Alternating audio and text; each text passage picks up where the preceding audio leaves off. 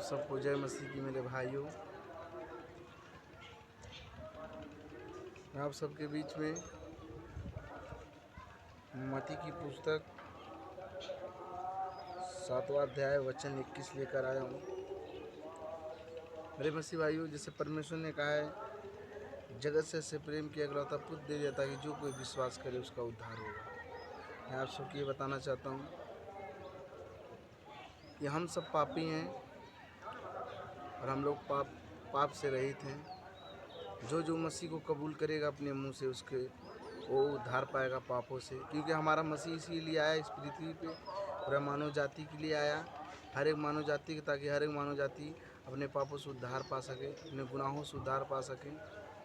क्योंकि हम लोग जन्म ही से पापी हैं, इसलिए हम सबको मसीह को अपने जीवन में अपनाना चाहिए, अपने पापों को कबूल करना चाहिए हम सबको, क्योंकि हम सब पापी हैं। मेरे भाइयों, आप सबके लिए हम मत्ती की पुस्तक पढ़ने जा रहे हैं। इस वीडियो को यदि कोई भाई देखे, उन्हें ठेस पहुँचे, तो अंततः मेरा वीडियो मत देखिए प्लीज़। और ये जिसे मैं मसीह भाइयों के लिए बना रहा हूँ, ये वीडियो आप सबको पसंद आए, इसे शेयर और लाइक और सब्सक्राइब करना। आइए हम सब देखते हैं। जो मुझसे हे प्रभु कहता है, उनमें से हर एक स्वर्ग के राज्य में प्रवेश ना करेगा, परंतु वही जो मेरे स्वर्गीय पिता की इच्छा पर चलता है। हालेलुया। उस दिन बहुत से लोग मुझे से आकर कहेंगे, हे प्रभु, क्या हमने तेरे नाम से भविष्यवाणी नहीं की और तेरे नाम से दुष्टात्माओं को नहीं निकाला और तेरे नाम से बहुत से आश्चर्य के काम नहीं किए? तब मैं उनसे खुलकर कह दूंगा, मैंने तुम लोगों को कभी नहीं जाना। हे कुकर्म करने वाले, मेरे पास से चले जाओ।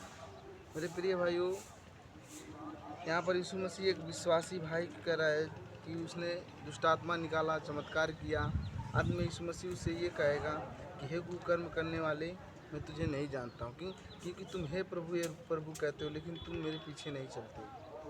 आगे और देखते। इसलिए जो कोई मेरी यह बातें सुनकर उन्हें मानता है, वह उस बुद्धिमान मनुष्य के समान ठहरेगा जिसने अपने घर चट्टान पर बनाया, और मेघ बरसा और बाढ़ें आईं और आंधियाँ चली और उस घर से टकराईं, फिर भी वह नहीं गिरा। हालेलुया।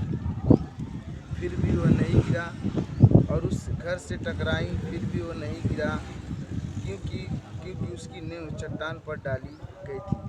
मेरे प्रिय भाइयों, जब हमारी फाउंडेशन मजबूत रहती है, जब हमारी नींव मजबूत रहती है, यीशु मसीह कहता है बहुत से लहरें आई, बहुत से आंधियाँ चली, उसकी घर नहीं, क्योंकि वो मेरा आज्ञा का वो मान रहा है, मेरे आज्ञाओं को पालन कर रहा है, इसके लिए वो नहीं ढहा। ये एक व्यक्ति का बात हो रहा है, दो व्यक्ति का बात हो रहा है। एक यीशु मसीह का आज्ञा मानता है, एक यीशु मसीह का आज्ञा नहीं मानता है। परंतु जो कोई मेरी यह बातें सुनता है और उन पर नहीं चलता, वह उस वह निर्बुद्धि मनुष्य के समान ठहरेगा जिसने अपना घर बालू पर बनाया, और मेघ बरसा और बाढ़ें आई और आंधियाँ चली और उस घर से टकराईं, और वह गिरकर सत्यानाश हो गया। तब यीशु यह बातें कह चुका तो ऐसा हुआ कि भीड़ उसके उपदेश से चकित हुई, क्योंकि वह उनके शास्त्रियों के समान नहीं, परंतु अधिकारियों के समान उपदेश देता था। मेरे प्रिय भाइयों, जब यहाँ पर यीशु मसीह इन सब को उपदेश देते थे तो लोग चकित होते थे कि ये यीशु मसीह ऐसा ये व्यक्ति ऐसा बात कैसे कह सकता है, ये तो परमेश्वर है नहीं, ये तो यीशु मसीह है नहीं। क्योंकि शास्त्री फरीसी कहते थे कि नासरत से आया है, कैसे आ सकता है यीशु मसीह नासरत से? इसे तो हम जानते हैं, एक बढ़ई का बेटा है, एक कारपेंटर का बेटा है, ये कैसे यीशु मसीह हो सकता है? इसे तो हम जानते हैं, इसके माता को जानते हैं, मरियम को, इसके बहन को जानते हैं, हमारे बीच उठती बैठती है, ये कहता है हम यीशु मसीह। इसके लिए यीशु मसीह यहाँ पर जब उपदेश देता था तो लोग चकित होते थे। हम सब ऐसे बारी बारी से एक एक चैप्टर हमेशा पढ़ते हुए जाएंगे भाइयों। आप सब भी अपने बाइबल को निकालना और पढ़िए और देखिए अपने बाइबल में, क्योंकि इस मसीह ने कहा जो छोटे से छोटे विश्वास में बहुतों में विश्वासी होते हैं। जब वह उस पहाड़ से उतरा तो एक बड़ी भीड़ को एक बड़ी भीड़ को एक बड़ी एक भेड़ को जब वह उस पहाड़ से उतरा तो एक भीड़ एक कोढ़ी ने पास आकर उसे प्रणाम किया और कहा, हे प्रभु, यदि तू चाहे तो मुझे शुद्ध कर सकता है। यीशु ने हाथ बढ़ाकर उसे छुआ और कहा, मैं चाहता हूँ तू शुद्ध हो जा। और वह तुरंत कोढ़ से शुद्ध हो गया। यीशु ने उससे कहा, देख, किसी से यह ना कहना, परंतु जाकर अपने आप को याजक को दिखा और जो चढ़ावा मूसा ने ठहराया है उसे चढ़ा, ताकि लोगों के लिए गवाही हो।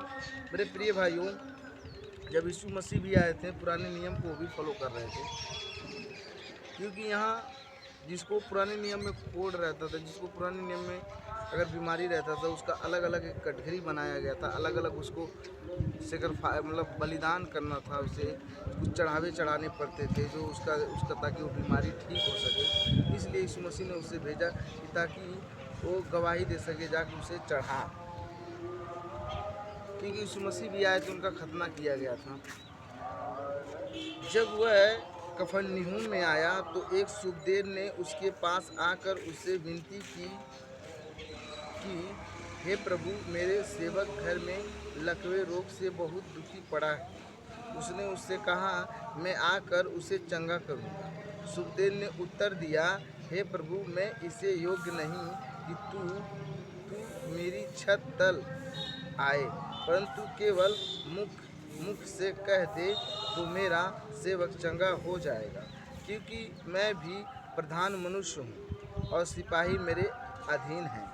जब मैं एक से कहता हूँ जा तो वह जाते हैं, और दूसरे से आ तो वह आते हैं, और जब अपने दास से कहता हूँ यह कर तो वह करते हैं।